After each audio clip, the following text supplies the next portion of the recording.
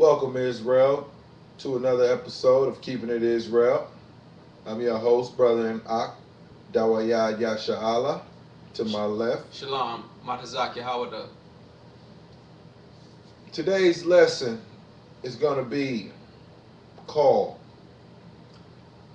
The Slave Trade. Is it Bible prophecy or isn't it Bible prophecy? We're going to find out. If you got your King James version of the Bibles handy with you, if you got your, you're gonna need a Babylon and Timbuktu by Rudolph R. Windsor. Check it out. Get you one of those. It's worth it. Also, we'll be using the Zondervan Bible Dictionary. You need to get you one of those. It's worth it. And also, we'll be using the Webster's Dictionary. Also, get you one of those. The New Collegiate Dictionary. We're gonna be proving to you today if the transatlantic slave trade is Bible prophecy or not. Open up. We're gonna start out with Deuteronomy 28 in the Old Testament. 28 verse 1. When you get there, you can read on.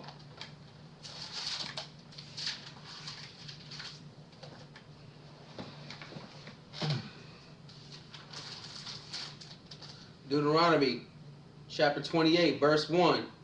And it shall come to pass, if thou shalt hearken diligently unto the voice of the Lord thy God, to observe and to do all his commandments, which I command thee this day, that the Lord thy God will set thee on high above all nations of the earth. Well, Moses is speaking to the children of Israel the words of the Most High God, that if you observe and to do all these laws, statutes, and commandments, which I command you this day, the Most High God will set you on high above all nations that are upon the earth. And who's Moses talking to? The children of Israel. And how this ties into the slave trade, we're going to get there. Stick with me. Jump down to verse 15. We know what will happen if the children of Israel keep the laws and statutes and commandments of the Most High. But let's find out what's going to happen if the children of Israel don't keep the law, statutes, and commandments of the Most High. Read on. Deuteronomy chapter 28 verse 15. But it shall come to pass, if thou wilt not hearken unto the voice of the Lord thy God, to observe, to do all his commandments and his statutes which I commanded thee this day, that all these curses shall come upon thee and overtake thee. All these curses shall take thee, so shall come upon thee and overtake thee. We're about to find out what these curses are that came over the children of Israel. Stay in that same chapter. Go ahead and go to verse 21. Deuteronomy chapter 28 verse 21. The Lord shall make the pestilence cleave unto thee, until he have consumed thee from off the land. The Most High is telling Israel that he will make the pestilence cleave unto thee. This is talking about, the modern day roach, the modern day rats, the modern day mice that clings unto the children of Israel, which are scattered throughout the four corners of the world. And we're going to get a little precept on this, because the children of Israel are scattered in the ghettos of America. They're scattered through the ghettos of these other third world countries in the four corners of the world. Go to Amos 7 and 17. And we're going to get a precept. Hold that in Deuteronomy 28. We're going to get a precept to this pestilence that is cleaving to the house of Israel. And we know where we find the pestilence, the rats and the roaches. Let's see if that's where we find the children of Israel. according to the Bible. Thus saith the Lord. Amos. Amos chapter 7, verse 17.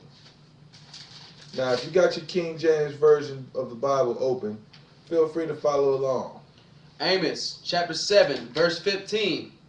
7 and 17. 7 and 17. Therefore, thus says the Lord, thy wife shall be an harlot in the city. We got our women, the children of Israel, the daughters of Zion, running around the city, the ghettos, like prostitutes. Where else do you see the young women hanging out in the streets 2 o'clock in the morning? Read on. And thy sons and thy daughters shall fall by the sword.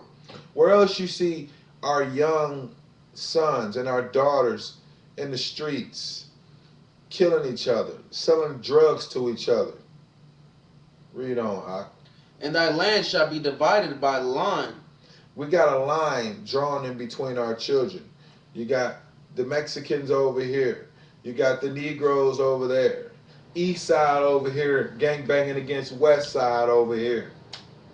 Read on, Ak. And thou shalt die in a polluted land. In a polluted land. Read that part again. And thou shalt die in a polluted land. In a polluted land. It's letting you know that this land will be inhabited by pollution, by dirt and filth. And where do we get dirt and filth? We get infestations of pestilence. And where can we find that at? Let's see where we can find that at. Give me the Webster's Dictionary. We're going to look up the word ghetto. And we're going to see if we know we find pestilence in the ghetto. We know we find pollution in the ghetto. But let's see if the children of Israel can be found in these ghettos. Ghetto. A quarter of a city in which Jews were formerly required to live. A quarter of the city in which who? In which Jews were formerly required to live. Jews were required to live in these ghettos. And we're going to hold this up for you. So you can't say that we wrote this. This was written by Webster. It's very small. Just show the dictionary. They have that You have a dictionary at home. I can't bounce that too long. But anyway, we're moving right along. Ghetto. A quarter. Read that part again. Ghetto.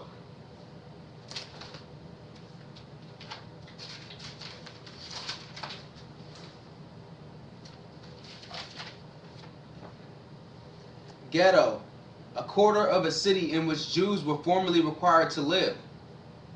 And they still do. A quarter in the city. Meaning the four corners of the world. The ghettos of America. South and Central America. West Indies and Haiti. From there, go to verse 36, brother. Moving right along. Now that we know that the Jews, the children of Israel, inhabited the ghetto where it's polluted and infested with pestilence. Same chapter, Deuteronomy 28 and verse 36. Deuteronomy chapter 28, verse 36. The Lord shall bring thee and thy kings, which thou shalt set over thee, unto a nation which thou nor thy fathers have known. And there shalt thou serve other gods, wood and stone. Now, what Moses is telling the children of Israel, that because you chose not to serve the Most High God, He will lead you into another nation, which you nor your fathers have known. And there you shall serve other gods, even wood and stone. Now, when it says wood and stone, it's talking about the primarily gods that we would be serving. The wood represents the cross for Christianity. The stone represents the Kaaba stone over in Mecca for the Islam. Now, we will be subject to these gods in these lands because we chose not to serve the Most High God. Read on to the next verse, Ak. And thou shalt become an astonishment, a proverb, and a byword among all nations. Thou shalt become an astonishment, a byword, and a proverb among all these nations.